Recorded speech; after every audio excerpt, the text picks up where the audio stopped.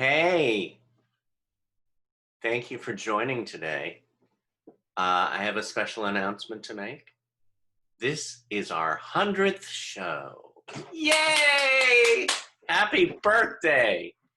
Why am I doing this in the dark with a candle? Well, yes, I paid my electricity bill. But I just thought I'd do something different, just like the show today. Today's show are some of the outtakes and extras from the last 100 shows. So sit back, relax, and enjoy, and learn, and have fun.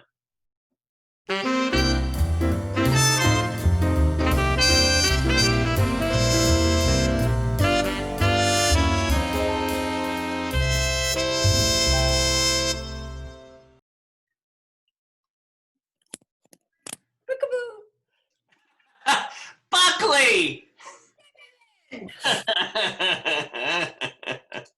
How are you, my dear? I'm fine. Oh, I love this. I love your backdrop. I love everything. Yeah, I've been doing this for when I'm speaking. Yeah. And I had a speaking thing this morning, then I have another one at 5:45 this afternoon. Very nice. Well, there you got the full day. Do you have a really windy over there? A what? Is it really windy over there? Oh, you got my shirt on. I know I do. With a vest, because you deserve the vest. No, what's with you in the vest?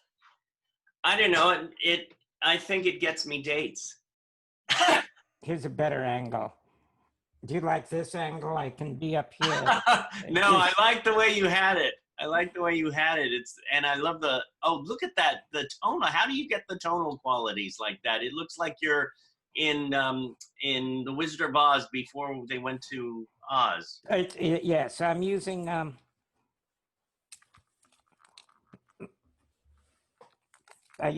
this camera here. Yeah. Oh. Yeah. And then make you dizzy. Then go back to my other one. Those are my initials, DZ. But I just thought we could, have fun. You could have been a child star. Well, thank you. Now I could be an adult star from Disney. Your nose was very small. What did you do to it? I don't know. I watered it. Yes. Well, wonderful. Especially, I guess it was 60s and 60s. We did a lot of summer theater, still goes on, but they had these wonderful theaters in the round, and we do musicals in the summertime, and you would go to Hyannisport, and I did all the musicals rather than plays, because that's my field. And I loved it, adored it. It's difficult to work in the round. Round means that the audience is sitting all around you. And if you're telling a joke this way, the people in back of you say, huh? Yeah. So it's tricky as a performer to be able to play to, but you learn, Yeah. I had some wonderful memories about our acting class, and there's some things that I walked away from that I will always remember, and that I feel like I pass on the information to other people about acting. Again, it's like the motivation of what you want in that moment. Like it's a self attempt to try to achieve what you want at that moment, in each scene when we were talking about. But also, I'll never forget that I learned to always protect your work. And I pass that on to a lot of people who ask me questions about acting. It's always protect your work, because the audience is not very forgiving. Like, for example, if you're tired and you're on set and you're just like, I just gotta get through this, I'm just not feeling it right, but I'm just gonna go ahead and do it. The audience doesn't know that. The audience doesn't know that. They don't know, like, oh, maybe he's really tired. Yeah. Maybe he's having a bad day. The audience don't know, they don't know that. All they do is just see you on scene, and they're like, what does it look like, So it's okay to stop and say, I'm not happy with how things are right now. I'm gonna take a step back and let's do this right. Let's do this the right way. And so I've learned that a lot. And I've had to use that not just for acting, Yeah. but in general. I've had to actually stop and say, you know what? This is not really going the way I want them to, or, you know, I just don't really feel comfortable right now. I'm going to take a step back and reassess the situation. And that has been such a great tool. And I've definitely taken that away from our acting class, is that to always protect your work as much as you can. So I just wanted to say that. Well, thank you so much for all you did for us, and I miss it. I tell Justin stories about how we, you know, at night we get together and just like do scenes and stuff, and he's just like, why didn't I know you back then? Why didn't I do that? Ah, it's just a wonderful, beautiful time. Beautiful Well, time. It's, you say that, you know, I mean, it's everyone, I mean, you and everyone who gave to me. I mean, to be in that group, this is my extended family. I love it. Definitely blessed. That I've done, my favorite role. I would say probably the stuff I did on Curb, not because it was he was necessarily an honorable guy, because because he was pretty intense, but it was just so much fun.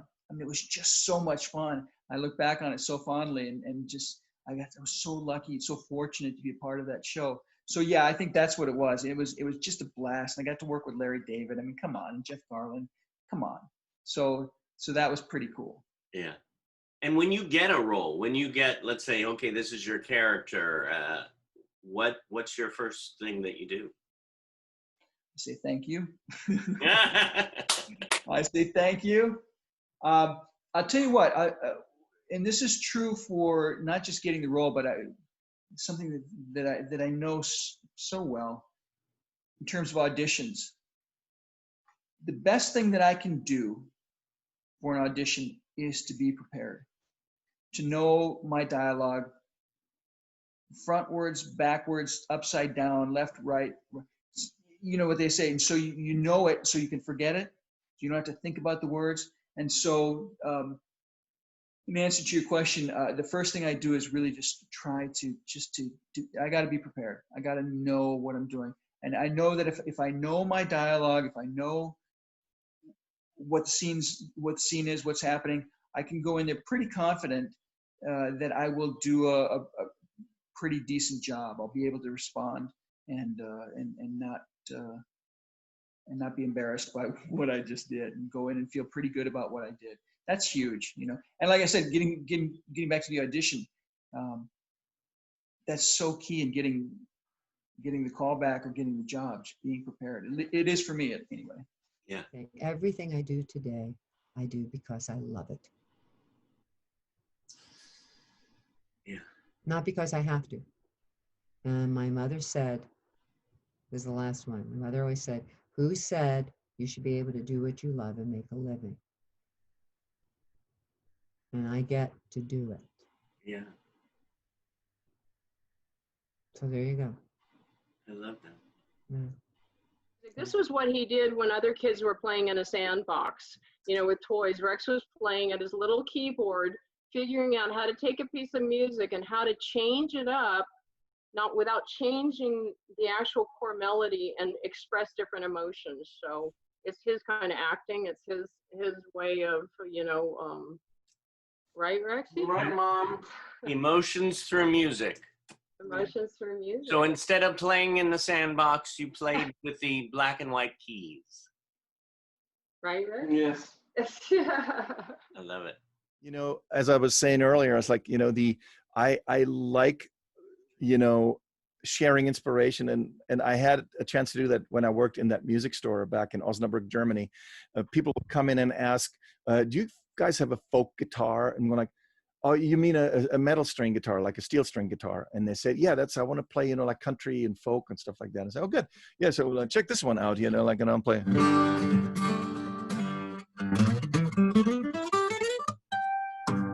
Let me do that again.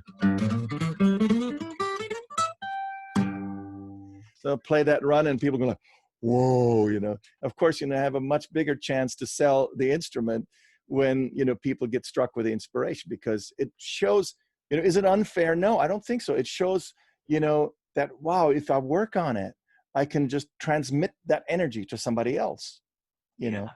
And of course, when we're young, we think we're doing it for the chicks, or whatever. But later on, it just becomes only about just carrying your soul's energy out and hope it does something good for somebody else. I love you. Thank you. Thank you all for being here. And You too, Uncle David. keep And staying safe. Uncle, is that what you got, Uncle David? Oh, that's cute. I like that. That's my niece and my nephew. Uncle David. We're going to do a show and call it Uncle David. It could be like back in the day when they had, what was that? I forget the person, but anyhow, we're going to call this Uncle David. Uncle David and Auntie Ronnie. That's right. Hey, I can always Auntie Ronnie. Yeah. I love So you, listen, Auntie Ronnie. I love you too, and I'm looking forward to meeting you guys and hearing you guys very soon. So we have a few questions from the class and people out from Meet the Biz and Facebook and the internet.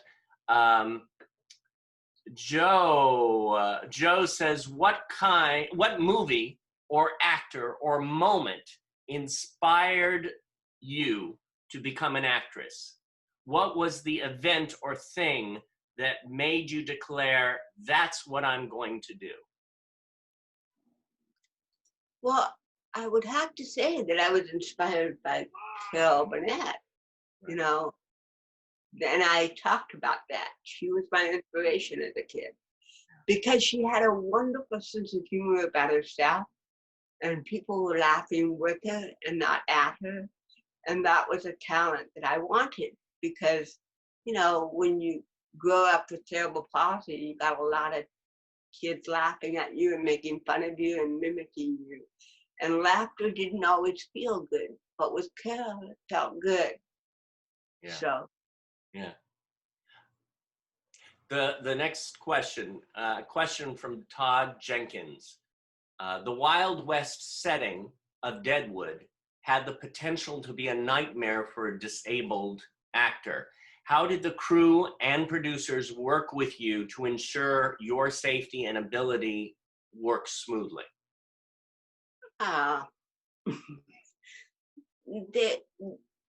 It was the most amazing cast and crew that I have ever worked with.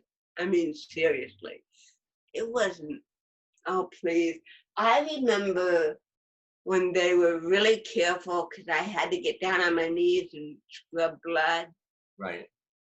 And sometimes you have to do a scene over and over and over again to get it from different angles and, the camera's over here. And they were really concerned at how many times I was going to my knees. So they bought me knee pads to go down on so I wouldn't hurt my knees. And I said, this isn't really necessary. I was raised Catholic, and I was on my knees half my childhood. And if I wasn't on my knees then, I was on my knees for something I did, and Mom made me go standing on my knees in the corner for about 40 minutes. And you think about what you did, Jerry. No, it was an amazing support system. Ian McShane and I got along so well, and everybody. I mean, I have not one negative thing to say about anybody, from David Milch all the way down. I mean, it was a dream role. Yeah, and it's amazing how that cast was so perfect. Everybody was just, It's a once in a lifetime thing to happen. Thank you, Carolina White. You are so welcome. Who knew I'd end up engaged? We are engaged, right? Oh my gosh. And I love you, David Zimmerman, and I can't wait to meet your class in person, your classes. Oh, and they can't wait to meet you. And Charlie. And Charlie, where's my Charlie boy? Yes, we're Don't go away. we won't go away. Don't go away. So I think I've got to find thing to put on this. So, ooh, Now, remember I said I was starting to paint? yes. Here's Charlie. That's my Charlie Look boy. at Charlie. So cute. That's a good one. You're great. Well, you know, it's easy because I look at his sweet face every day. Charlie, where are you, son? Charlie. Charlie boy. Maybe he's taking his what? afternoon. I think, yeah, he's taking a nap. Yeah, he's in this room, I think. I love you. I love you. Stay happy, stay well, stay home, stay safe, and stay hopeful and positive. I love you. We Love had you magic all. to do. You know what's so funny? Because since you do magic and everything, I do have a niece, and her birthday. I don't know when her birthday is. I might have to book you for a magic show. My calendar is wide open. All right, I'm just saying. A lot of actors, I think, deal with, like people wanting to reach out and say how much they like their acting and stuff. And so that takes a lot of their time. I have people that want to do that. And then I have people wanting to ask me from a disabled actor's perspective, who are also a lot of people with disabilities. How do they get in? What do they do? How do they work? What do they show it? Do they not show it? Do they hide it? Do they, trumpet? Do they keep it under wraps? Like, what have been the struggles? So I have a lot of people reach out for those reasons. And then also because of the story of recovery and, like the rudimental video. Did you ever see that video? I co-produced a music video called Waiting All Night by Rudimental, this band. No, I've got to see this. Yeah, it has over 200 million views now and still growing. 200 million. Yeah, not 2 million, not 20 million, 200 million.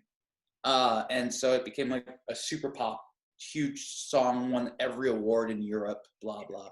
So I have tons of people reaching out all the time about their story of recovery, how it helped them, or if someone they love was just in a horrible accident and what should they do.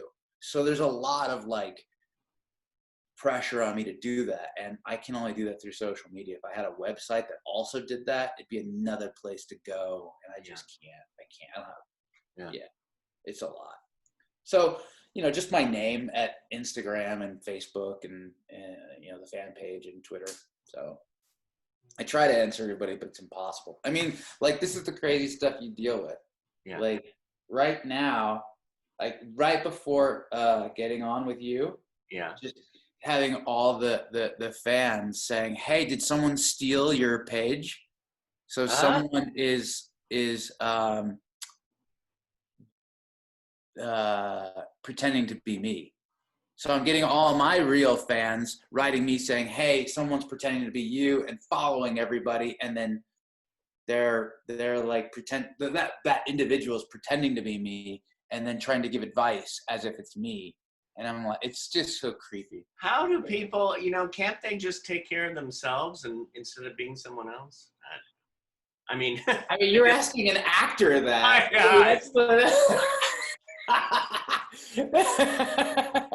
Can't they just be themselves? No, I can't. Yeah. Oh, I don't want you to get to know me. This isn't even really a kitchen.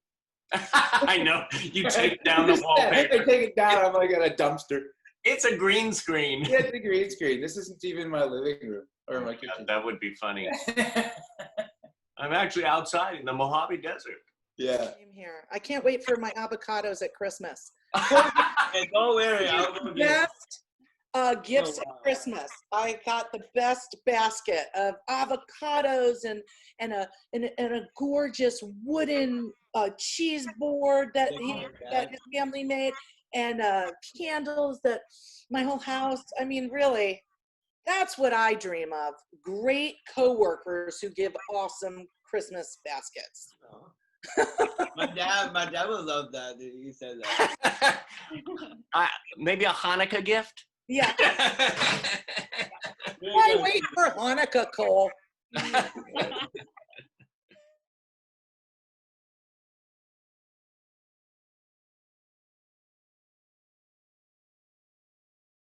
Stop dreaming of love before you break my heart. Stop in the name of love before you break my heart. Make it love. I love it. Stop it. Thank you, Lexi Marman. Oh, you're welcome. Anytime, anytime. Yeah. Thank you, Hope Simon. Thank you so much. And a lot of stuff at once. You are amazing. She's an incredible interpreter. She's my amazing. Oh, Yeah, watching her. I know. I mean, remember when I got my Media Access Award? Yeah. She was up there with me signing. She was the one signing. That's why, because she looks so familiar to me. I was like, I know her. I know her. Wow. Do you remember when we were there and Stevie Wonder just came in and just started jamming with the, I was like, is this really happening right now? That's insane. Stevie Wonder came and was like, improv, just completely improv. Everybody was like, big dance party, let's go. It was awesome. That was like one of the best moments. Incredible. If I could just put in, how do you think I felt standing there going, one of my idols who I've always dreamed of interpreting for and who I've loved is now walking onto the stage to perform, and I have no idea of anything he's going to do or say, and he had written a special song, you remember? Yeah. For the disability community. Yeah. And that he did. And I had never heard nothing. And I was just listening, trying to really do it justice and match it, and that, you know, the deaf would see and hear that song the same as the hearing. We're hearing that beautiful song. So it was like, I mean, inside my heart going, oh my gosh, oh my gosh, oh my gosh, oh my gosh. You know, it's Stevie Wonder, and the other part's going, oh my God, I have to interpret for something. I don't know what's going on. I hope I can hear it. I hope I understand it. I hope it's easy concepts, etc. Oh my gosh, I'm surprised.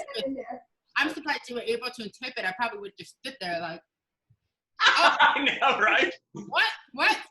I would have lost my job right then and there. I would have been fired. But wow, that's amazing. That's a beautiful moment. That's so cool that you were there. You understand what we were talking about. Yep. Wow. And I remember that moment of them saying, Stevie Wonder, surprise, and him coming out. I'll never forget that whole thing. When you guys brought it up, I hope you don't mind. I kind of Oh, please, we're all family here. I'm so glad you brought it up. Oh, I love it. This was nice. It's very nice. Yeah, I want to do this in person, like you say. I want to come to your facility and be with people. You've got some amazing people that I've met through you, and that I'd love to see again, and of course many of the new people that are a part of it. And Oh, of course, yeah. Well, I think we have over 100 now, which is amazing. Amazing. Okay, well, we're gonna have to. Next time I want to Skype with you and Zoom. I want to Zoom with you, and I'm cheating on Zoom with you and Ellen. Oh, that'd be great. Yeah. David, thank you so much, and thank you so much for what you do for our community in the entertainment industry. Your giving spirit, your knowledge, your sensitivity, and your just loving spirit. You know, you're a shining light in the midst of in some ways, aspects of Hollywood that are not so cool, but you certainly are. Thank you. You're welcome. Thank you. Thanks for being you. Thanks for the memory. Go, man. Go, man. Go, man.